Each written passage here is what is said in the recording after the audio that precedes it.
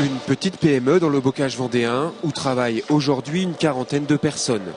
Ici, nous sommes dans les murs d'une société leader en Europe pour la fabrication d'équipements pour la pêche. 40 ans d'existence et pour la première fois en 2009, 4 personnes licenciées. La crise, évidemment. Aujourd'hui, l'horizon s'éclaircit et l'entreprise vient tout juste d'embaucher 5 nouveaux salariés.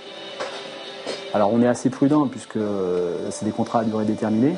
C'est là où on reste confiant sur l'avenir mais aussi prudent. On aimerait bien effectivement que ces gens-là, s'ils conviennent à leur poste, les embaucher pour un contrat à durée déterminée. Parce qu'on ne fait pas un chiffre d'affaires si on n'a pas les bras derrière pour le faire. Donc ça c'est important. Bref, ça va mieux, mais la prudence reste malgré tout de mise et les chefs d'entreprise sont attentistes. Lorsque la crise est arrivée, ils ont freiné leur activité et déstocké massivement.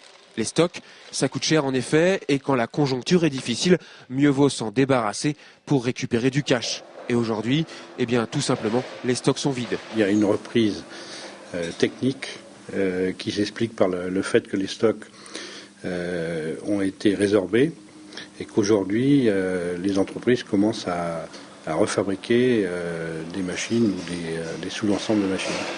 Côté trésorerie, si certaines connaissent des difficultés, la majorité s'en sort plutôt bien. Une baisse d'activité, c'est un besoin moins important en fonds de roulement, et puis l'argent du déstockage est rentré dans les caisses. Non, l'inquiétude ce sera pour plus tard, en cas de reprise trop tardive de l'activité. Et si la reprise se fait, il peut y avoir également des problèmes de trésorerie, parce que là, il faudra financer à nouveau des stocks, des comptes clients, tout ce qu'on appelle le fonds de roulement. Et c'est là lors de la reprise, paradoxalement, c'est là qu'il peut y avoir des problèmes de financement de l'activité qui se poseraient. Cette reprise de l'activité constatée ici ou là est donc en fait sans lien réel avec des perspectives encourageantes. Le secteur de la métallurgie n'attend rien du premier semestre et pour le second, on verra. Bref, on a connu mieux.